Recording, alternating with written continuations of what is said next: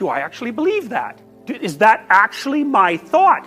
And really, I'll tell you, what you'll find is 95% of what you say has nothing to do with you.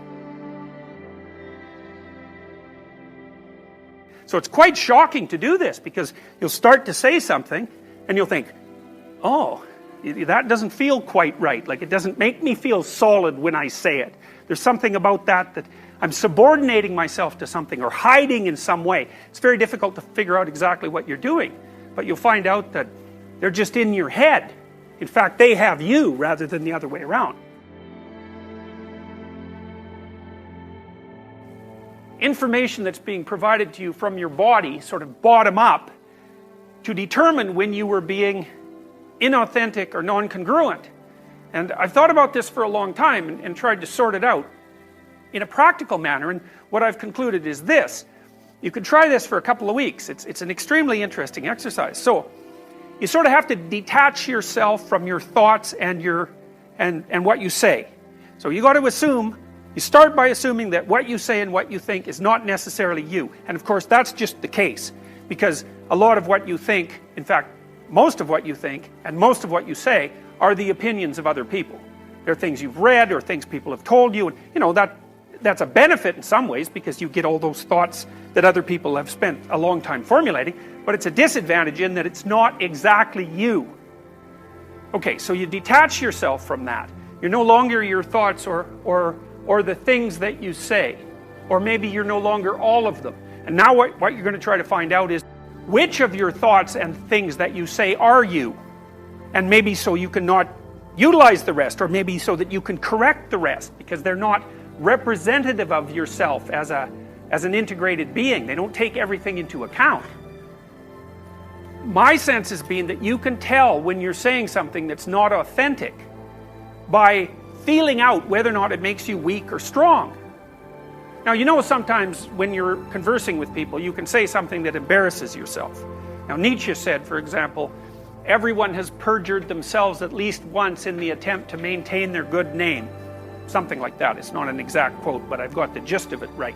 So maybe you're saying things to impress someone, or you're saying things to remain part of your political group or your social group or whatever, or maybe you have attributes, personal attributes, that might be positive, that you're ashamed of, and so you're not going to speak about them. So there's a falseness about your self-representation.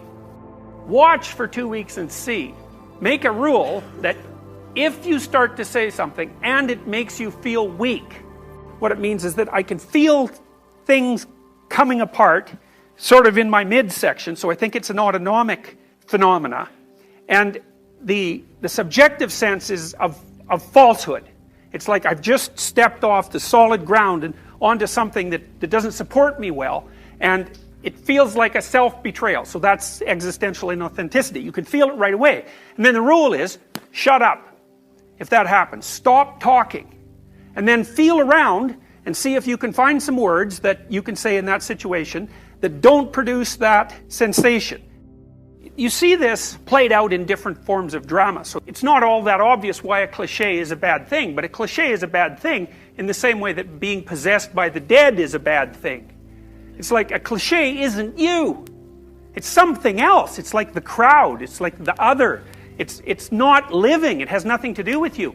And part of the reason that students use clichés is because it's easier than using your own genuine creative formulation. So you can just default to cliché use, but there's something more insidious than that, is that if you write an essay that's nothing but a string of clichés and you get criticized, then you're not being criticized.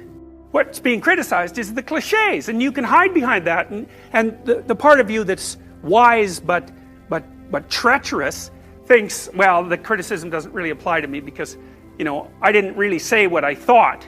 And then there's this kind of sense you get that you've gotten away with something, which is a terrible thing. So when I read undergraduate essays, what I see very frequently is, especially the first essays, just nothing but clichés. It's awful. It's dull. You can hardly stand reading it because there's nothing in it that's gripping or alive.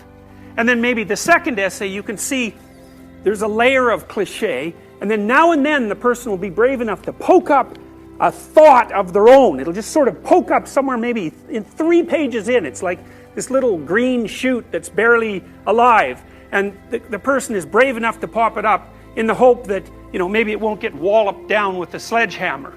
And so one of the things I try to do is to point that out. It's like, look, this is something, there's a real thought here. It's a real original thought. It's something that you have the right to, because it's derived from your own experience and your own knowledge, and you formulated it in an original and compelling way. But the problem with that is that if you get criticized for that, you're just going to pull right back into your shell, right? Because that hurts, because it's actually part of you that you've exposed.